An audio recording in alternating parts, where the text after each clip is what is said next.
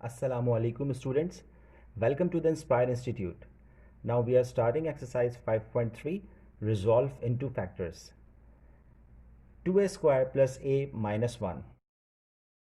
मज़ीद डिस्कस करने से पहले हमारी वीडियो को लाइक करें और हमारे चैनल द इंस्पायर इंस्टीट्यूट को सब्सक्राइब करना ना भूलें। ये आपके पास तीन टर्म्स होंगी। जब भी हम मिडिल टर्म ब्रेक करते हैं तो आपके पास तीन टर्म्स का होना ज़रूरी है। आइडेंटिफिकेशन इसकी याद रखें। तीन टर्म्स होंगी। हाईली पावर आपके पास स्क्वायर हो सकती है, या पावर 4 हो सकती है, या पावर 8 भी हो सकती है। ठीक है, यहाँ पर हमारे पास 2a स्क्वायर है प्लस a माइनस 1। हम देख सकते हैं कि ये हमारे पास जो इक्वेशन गिवन है ये तीन टर्म पर डिपेंडेंट है, और इन तीन टर्म्स के अलावा यहाँ पर एक बात और आपने जो है मद्देनज़र रखनी है कि इन दो टर्म का आप जो है वो परफेक्ट स्क्वायर नहीं बना सकते। ठीक है, अगर परफेक्ट स्क्वायर बनेगा तो हमने फिर वो फॉर्मूला ब्रेक करना पड़ेगा जो मैंने आपको प्रीवियस वीडियो में आपको समझाया है। 2a square plus a minus 1। अब आप देख सकते हैं यहाँ पर पहले हम क्या करेंगे, ये जो फर्स्ट वाला कॉफिशेंट है 2, a स्क्वायर का कॉफिशेंट कितना है 2, हम 2 को मल्टीप्लाई कर देंगे लास्ट वाली टर्म से। ठीक है, 2 मल्टीप्लाई बाय 1, 2 वन ज़ा 2। 2 का फैक्टर हमने ऐसे लेना है कि हमारे पास प्लस 1 आ जाए। प्लस ए का मतलब है प्लस 1, तो हम 2 का factor 2 is a prime number, that's why 2 one ज़ा 2। ठीक है, अब मुझे यहाँ 1 चाहिए। रिक्वायर्ड टर्म मेरे पास कितनी है 1, इधर 1 हिडन है। 2 में से मैं माइनस 1 करूँगा तो मेरे पास 1 आ जाएगा। मैं इसको ऐसे भी लिख सकता हूँ, 2a minus A is equal to a. Algebra में तो 1 हम नहीं लिखते, तो दैट्स वाई यहाँ पर हम इसको ऐसे लिख सकते हैं 2a minus A is equal to A. यहाँ पर प्लस ए की जगह हम ये जो मिडिल टर्म ब्रेक है हम इसको लिख देंगे। ये टर्म ए दो टर्म पे डिपेंडेंट होगी, क्योंकि 2a में से a हम माइनस करेंगे तो आपके पास प्लस a आएगा। अब हम यहाँ पर सबसे पहले हम इसका फैक्टर बना रहे हैं, दैट्स वाई हम यहाँ पे बाय फैक्टर की हेडिंग डाल देंगे, और यहाँ पर फर्स्ट टर्म और लास्ट टर्म पे कोई इफ़ेक्ट नहीं पड़ेगा, ये टर्म्स एज इट इज़ आएंगी। सिर्फ मिडिल टर्म में जो हमने फैक्टर बनाया था स्टूडेंट्स, हम सिर्फ वो फैक्टर यहाँ पे पुट कर देंगे। प्लस 2a माइनस ए, ये हमने मिडिल टर्म की प्लेस पे इस फैक्टर को यहाँ पर पुट कर दिया। बाकी वैल्यू हम एज इट इज़ लिख लेंगे। ये माइनस 1 आ गया। अब हम यहाँ पर पेयर वाइज कॉमन लेंगे। ये 4 टर्म्स हैं, 1 2 3 4। Now we are taking common. जब हम कॉमन लेते हैं तो सबसे पहले हम देखते हैं दो टर्म्स में सबसे पहले आप देखें 2 यहाँ रिपीटेड है, 2 की टेबल में 2 आता है ऑब्वियस, तो यहाँ पे 2 हम कॉमन ले लेंगे। a स्क्वायर और a, इन दोनों में आपके पास छोटी पावर a है, दैट्स वाई a कॉमन आ गया। जब हम कॉमन ले लेते हैं तो हम दोबारा से इस वैल्यू को रन करते हैं। ठीक है, अब यहाँ देखें 2 ऑलरेडी बाहर है। a स्क्वायर मतलब a आपके पास 2 हैं, a स्क्वायर की क्वांटिटी कितनी है 2, यानी एक a बाहर आ गया तो एक a रिमेनिंग वैल्यू में अंदर ब्रैकेट में आ गया। प्लस 2a ऑलरेडी बाहर है तो हम यहाँ रखेंगे 2 वन ज़ा 2 एंड a ऑलरेडी बाहर है, ये ब्रैकेट क्लोज हो गया। इसी तरह यहाँ पर साइन माइनस की है, हम माइनस लिख देंगे। अब आप देख सकते हैं a और -1 इन दोनों में कोई भी वैल्यू रिपीटेड नहीं है, यानी इनमें कुछ भी कॉमन नहीं निकलेगा। जब कुछ भी कॉमन नहीं निकलता तो हम 1 ले लेते हैं, 1 सपोज कर लेते हैं, क्योंकि आपको पता है 1 किसी भी नंबर से मल्टीपल इटसेल्फ सेम वैल्यू वही आती है। ठीक है, तो हम यहाँ पे ब्रैकेट लगा देंगे। ये माइनस और ये माइनस हमने इनको मल्टीप्लाई करना ज़रूरी है। ठीक है, क्योंकि माइनस माइनस प्लस होता है, तो यहाँ अंदर ब्रैकेट में प्लस a लिखा जाएगा। प्लस आपको पता है अंडरस्टूड यहाँ पर प्लस हिडन होता है, दैट्स वाई यहाँ पे फर्स्ट टर्म के साथ हम प्लस नहीं लिखते। माइनस माइनस प्लस, ये माइनस साइन दोनों से मल्टीप्लाई होगी। स्टूडेंट ज़्यादातर गलती यहाँ पर करते हैं और ये साइन मल्टीप्लाई नहीं करते, जिसकी वजह से उनका सवाल गलत हो जाता है। और ये 1 वन ज़ा 1, मैंने आपको बताया था कि जब भी हम फैक्टराइजेशन करते हैं तो इन दो ब्रैकेट्स का सेम आना इस बात की इंडिकेशन होती है कि आपने जो फैक्टर बनाया है, ये जो फैक्टर हमने बनाया है वो 100% सही है। यहाँ तक कि साइन की भी मिस्टेक नहीं होना चाहिए।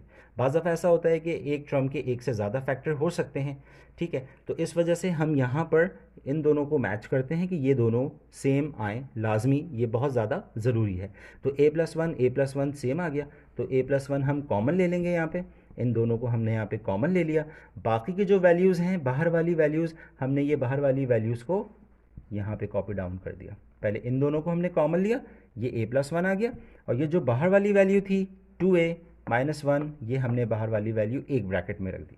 ये आपके पास आंसर आ गया। और इसको अगर आपने चेक करना है कि आपकी फैक्टराइजेशन आपने जो की है वो ठीक है या नहीं, तो आप इन ब्रैकेट्स को मल्टीप्लाई करेंगे। मल्टीप्लाई करने के बाद आपके पास यही क्वेश्चन बन जाएगा सेम एज इट इज़।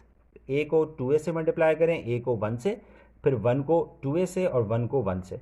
जब आप इसको सॉल्व करेंगे, मल्टीप्लिकेशन करेंगे, मल्टीप्लिकेशन करके आपके पास सेम वही क्वेश्चन बन जाएगा जो क्वेश्चन हमें यहाँ गिवन है। तो ये आपके पास मिड टर्म ब्रेकिंग है।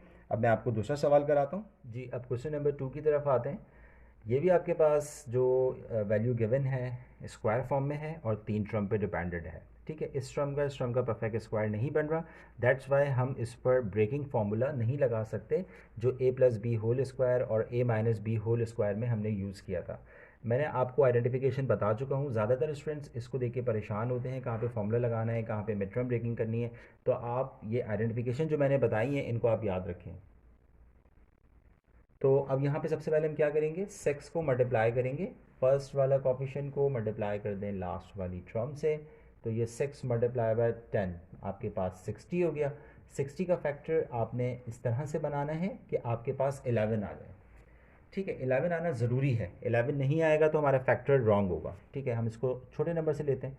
2 3 ज़ा 6 0, 2 15 ज़ा 30, 3 5 ज़ा 15 एंड 5 1 ज़ा 5।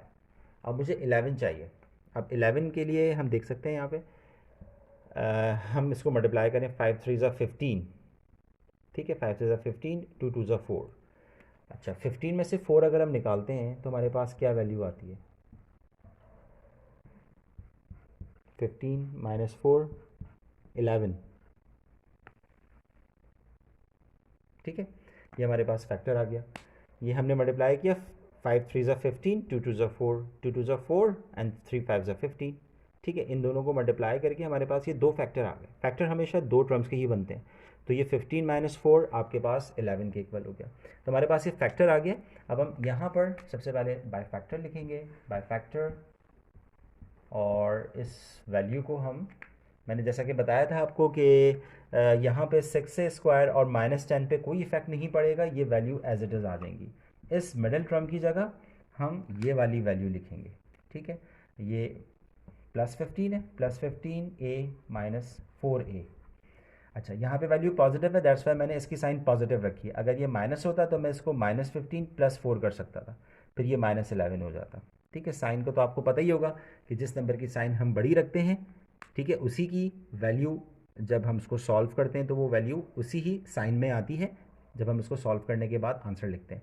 तो अब यहाँ पे देख सकते हैं हमने यहाँ पर फ़िलहाल तो यहाँ पे प्लस है, तो अभी हमने यहाँ पर इसको 15 - 4 = ये +11 हो गया और ये -10 आ गया। अब इसमें से हम कॉमन निकालेंगे। कॉमन निकालने के लिए ये बहुत ज़रूरी होता है कि सबसे पहले जो दो टर्म्स हैं उसमें हम देखें कि ये किस टेबल्स में आ रही हैं। एक ही टेबल में आना चाहिए, एक ही टेबल से डिविजिबल होना चाहिए।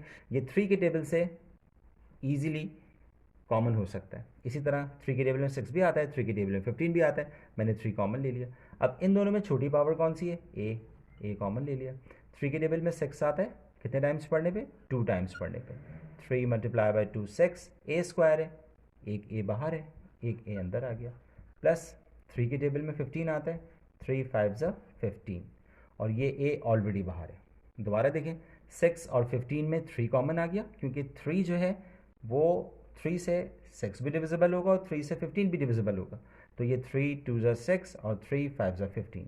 अब इसमें देखें माइनस की साइन आ गई। अब इसमें ए नहीं है, ये बात तो तय है कि इसमें वेरिएबल कॉमन नहीं आएगा।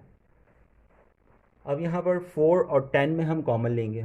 4 और 10 किस टेबल में कॉमन आता है? 2 में। डायरेक्ट ये 2 से जाता है, हमने 2 कॉमन ले लिया। ब्रैकेट बनाएंगे, दोबारा रन करें यहाँ से। 4 minus minus plus 2 multiply by 2 4, यानी 2 2 ज़ा 4, और ये ए आ गया इसके साथ। Minus minus plus,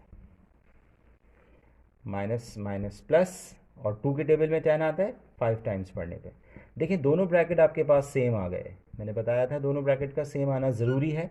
along with all numbers all variables and all science. अब यहाँ पे दोनों सेम आ गए, तो हम इसको लिखेंगे 2a + 5 एंड 3a - 2। ठीक, ये आपके पास आंसर आ गया। अगर आपने इसको चेक करना है तो इन ब्रैकेट्स को मल्टीप्लाई कर ले। मल्टीप्लाई करने के बाद जो आपके पास आंसर आएगा वो आपका क्वेश्चन होगा। Okay, thank you so much. अल्लाह हाफ़िज़।